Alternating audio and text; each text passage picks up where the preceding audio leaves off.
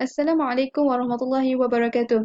Baiklah, kali ini kumpulan kami akan membentangkan satu analisis kes di bawah kursus Administration of Islamic Law in Malaysia SYI 20703. Ijazah Sarjana Muda Pengajian Islam Syariah, Jaluran Kehakiman, Semester 4, Sesi 2, 2021. Nama pensyarah Ustaz Syekh Muhammad Azmi bin Syekh Abdul Rahman. Kumpulan kami terdiri daripada 3 ahli kumpulan, iaitu Anis Mirza binti Azmi, Nurul Jannah binti Zaidi dan Fatimah Wadah binti Mazdi.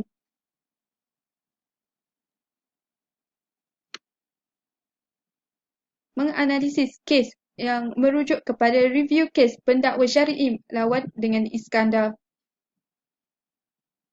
Saya Fatimah Wadah binti Mazdi 057052. Baiklah, ini merupakan antara isi kandungan yang perlu kami menganalisis kes ini. Pihak-pihak yang terlibat.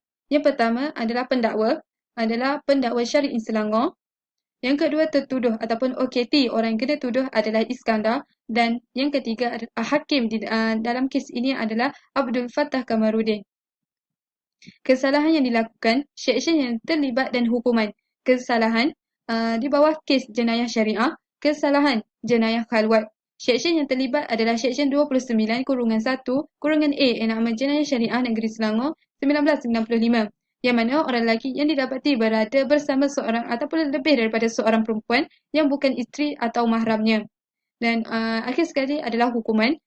Mahkamah menjatuhkan hukuman bagi tertuduh yang bernama Iskandar dengan penjara selama 15 hari. Bidang kuasa mahkamah untuk mendengar kes yang dipertuduhkan. Yang pertama adalah Seksyen 62 Enakmen Pentadbiran Agama Islam Negeri Selangor 2003, yang mana Mahkamah Rendah hendaklah mempunyai bidang kuasa di seluruh negeri Selangor dan diketuai oleh Hakim Mahkamah Rendah.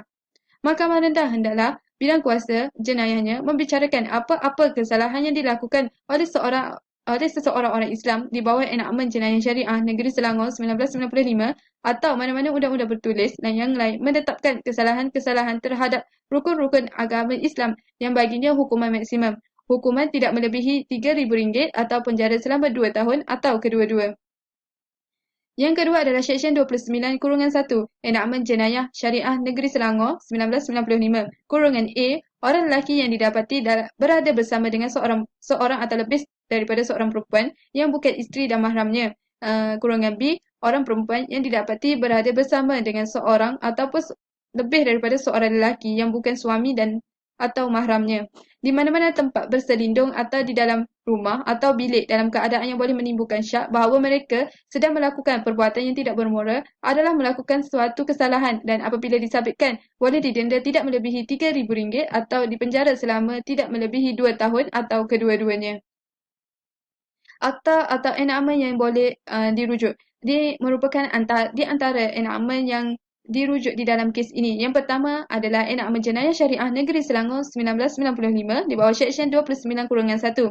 Yang kedua, Enakmen Keterangan Mahkamah Syariah Negeri Selangor 2013 di bawah Seksyen 17/2 dan 18/1. Dan yang ketiga, Enakmen Pentadbiran Agama Islam Negeri Selangor 2003 di bawah Seksyen 26/1 dan -2. Yang terakhir sekali adalah Enakmen Tata Cara Jenayah Syariah Negeri Selangor 2003 di bawah Seksyen 96/A dan -B. Bismillahirrahmanirrahim. Nama saya Nurul Jannah binti Zaidi, nombor matrik 055992. Saya akan menyambung pembentangan pada slide seterusnya, iaitu kes-kes terdahulu yang dirujuk mengenai kes pendakwa syar'i lawan Iskandar. Terdapat tujuh kes, di mana yang pertama iaitu Abdul Kahar bin Ahmad lawan Ketua Pendakwa Syar'i Selangor. Yang kedua, Jumadi bin Patondang lawan Pendakwa Syar'i. Dan yang ketiga, Muhammad Ibrahim bin Muhammad Syarif lawan Pendakwa Syar'i Pulau Pinang. Yang keempat, Muhammad Faris bin Ismail dan Syahidah binti Abdul Wahab lawan Ketua Pendakwa Syar'i Negeri Melaka. Yang kelima, Muhammad Sufi bin Abdullah lawan Ketua Pendakwa Syar'i. Yang keenam, Muhammad Ridwan bin Tauhidi dan seorang lagi lawan Ketua Pendakwa Syar'i. Dan yang akhir sekali, yang ketujuh, Zarina binti Muhammad Budi lawan Ketua Pendakwa Syar'i Pulau Pinang. Slide yang seterusnya iaitu elemen-elemen kesalahan yang dibawa dalam prosiding. Yang pertama, seorang lelaki bersama dengan seorang perempuan ataupun lebih di mana perempuan tersebut bukanlah isteri atau mahram kepadanya. OKT ataupun Iskandar telah ditangkap bersama dengan seorang perempuan yang tidak ada sebarang ikatan yang sah sama ada dia isteri ataupun bukan mahram kepadanya. Ketika pegawai penguatkuasa melakukan pemeriksaan di atas maklumat orang awam, mereka hanyalah berdua sahaja dan berada dalam keadaan mencurigakan. Yang kedua, berdua-dua di tempat yang sunyi.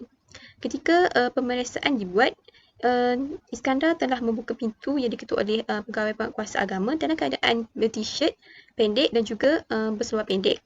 Dan didapati seorang perempuan yang tidak ada ikatan dengannya berada di salah satu ruangan bilik di rumahnya. Yang ketiga, mampu menimbulkan syak. Ketika pemeriksaan dibuat sekitar 12:30 malam, telah menimbulkan syak dalam kalangan orang awam dan telah melaporkannya kepada pegawai penguatkuasa agama. Kerana pada waktu tersebut, sepatutnya mereka berdua ni, Iskandar dan perempuan yang ditangkap bersamanya, berada di rumah masing-masing. Slide yang berikutnya itu elemen-elemen pentadbiran Undang-Undang Islam. Elemen-elemen pentadbiran Undang-Undang Islam yang berkaitan dalam kes ini iaitu Enakmen Pentadbiran Agama Islam Negeri Selangor 2003 ataupun dalam singkatannya EPAS 2003. Kes ini adalah kes jenayah syariah berkaitan dengan kesalahan berkhalwat di bawah Seksyen 29-A-1-A Enakmen Jenayah Syariah Negeri Selangor 1995 ataupun singkatannya ialah AJSS 1995 dan berada di bawah kedudukan bidang kuasa yang selaras dengan peruntukan Seksyen 62-1 dan -2 di dalam Enakmen Pentadbiran Agama Islam Negeri Selangor 2003. Kedua-duanya iaitu Enakmen Jenayah Syariah Negeri Selangor 1995 dibaca bersama dengan Enakmen Pentadbiran Agama Islam Negeri Selangor 2003. Selain itu, asas yang turut digariskan dalam hukum syarak digunakan pakai dalam kes ini dalam menjatuhkan hukuman takzir yang jelas dinyatakan oleh Dr. Abdul Qadir Audah dalam kitabnya Tashri' Al-Jinai Al-Islami. Selain itu juga, pentadbiran Undang-Undang Islam yang berkaitan dalam kes ini ialah Enakmen Keterangan Mahkamah Syariah Negeri Selangor 2003 AKM-SS 2003 yang diterakan sebagaimana berikut. Seksyen 17-2. Apa-apa ikrah hendaklah dibuat A. di dalam mahkamah di hadapan hakim ataupun B. di luar mahkamah di hadapan dua orang saksi lelaki yang akhir balik dan juga adil. Assalamualaikum. Nama saya Anis Mirza binti Azmi, nombor matrik 055484. Terusnya masuk pula kepada hujah-hujah pendakwa dan pihak tertuduh. Pendakwa syariah ini telah berhujah di mana tuduh iaitu lelaki telah ditangkap bersama perempuan yang bukan mahramnya yang berlaku pada pukul 12:30 malam dengan keadaan fizikal yang mengundang syak pihak berkuasa dan pihak pendakwa. Tuduh ini didakwa melakukan khalwat di bawah Seksyen 29-1-A Enakmen Jenayah Syariah Negeri Selangor. Apabila tertuduh ini disabitkan kesalahan, boleh dihukum denda tidak melebihi 3,000 ataupun dipenjarakan tidak melebihi 2 tahun atau kedua-duanya sekali. Pendakwa dalam kesimpulan hujah pemberatannya telah memohon kepada mahkamah agar hukuman dikenakan kepada pihak tertuduh setimpal dengan perbuatannya agar menjadi pengajaran kepada tertuduh dan juga masyarakat. Terusnya, hujah daripada pihak tertuduh, fakta kes ini diakui benar dan tiada bantahan oleh tertuduh.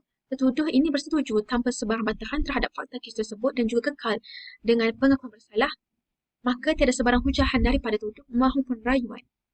Seterusnya, alasan penghakiman. Diputuskan menjatuhkan hukuman penjara 15 hari atas tertuduh. Di bawah peruntukan S291-ICSS ini, di bawah budi bicara mahkamah secara terpilih berdasarkan situasi kes dengan syarat denda ini tak lebih daripada 3,000 ataupun dipenjara tidak lebih daripada 2 tahun ataupun kedua-duanya sekali. Tempoh 15 hari penjara kepada tertuduh ini masih dalam ruang lingkup yang dibenarkan oleh undang-undang. Mahkamah ini menjatuhkan hukuman selepas mengambil kira pelbagai faktor peringanan dan juga pemberatan kepada tertuduh. Tertuduh ini gagal memanfaatkan peluang yang diberikan oleh mahkamah. Tertuduh ini tidak memohon sebarang rayuan ataupun tidak ada menyatakan apa-apa justifikasi ataupun menzahirkan keinsafan maupun sekurang-kurangnya menyatakan memohon peringanan hukuman. Ketiadaan rayuan ini menggambarkan sikap sebenar tertuduh. Mahkamah ini mengambil sandaran kepada fakta kes dan latar belakang yang mana tertuduh ini pernah berkahwin dan berumur dah mencecah 45 tahun. Sudah tentu boleh memikirkan baik ataupun buruk sesuatu perbuatan itu tersebut. Selain itu, tertuduh ini berpendapatan 3,500 sebulan sebagai pengurus. Hukuman didenda ini dilihat tidak praktikal dan tidak akan memberi pengajaran kepada tertuduh. Sebaliknya, hukuman yang layak adalah hukuman penjara, yang mana ia bersifat deteren dan paling tepat dapat menginsafkan dan memberi pengajaran kepada tertuduh ataupun masyarakat. Hukuman dijatuhkan ke atas tertuduh. Mahkamah menjatuhkan hukuman bagi tertuduh yang bernama Iskandar dengan penjara selama 15 hari berkuat kuasa mulai tarikh 22 Mac 2016. Dalam kes ini, tertuduh ini dihukum penjara selama 15 hari sahaja.